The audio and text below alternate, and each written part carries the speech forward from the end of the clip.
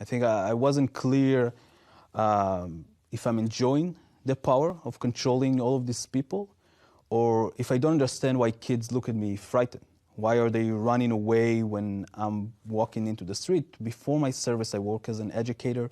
I love kids. So I think I was very confused on why a kid will find me scary.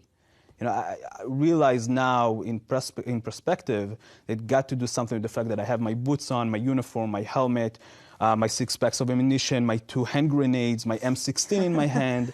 But I didn't realize that at the time. Right. And I really couldn't understand that. And I think in a very rapid pace, I realized that my job is actually to maintain an apartheid system.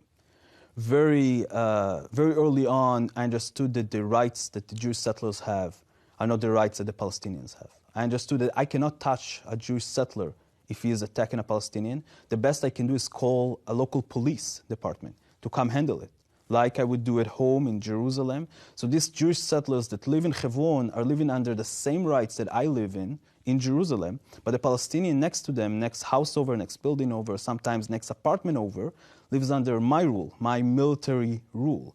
And I can do whatever I want with him. I can take his home as a temporary base for a few hours to a few days to a few weeks.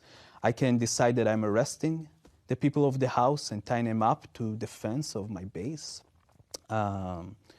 If we will get an order to demolish their home or just lock their front door and don't let them out into the street their house is on, a street that only Jewish settlers can walk on and Palestinians cannot. So they have to walk through windows to yards, into the other side, into the Kasbah of Hebron. I think realizing all of that in a very, very early stage in my service helped me understood that someone was lying to me along the way.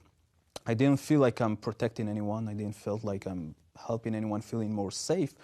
I felt like I'm terrorizing people. I felt like for the first time in my life, the boundaries between good and bad that I learned as a kid, and obviously I learned that I'm on the good side, was broken. I felt like I am the terrorist. And my job was literally to scare people so they cannot think about acting against the Israeli settlers or the Israeli military. That was actually our defined mission, to make sure that to instill fear in the hearts of Palestinians in Hebron. And that's exactly what we did.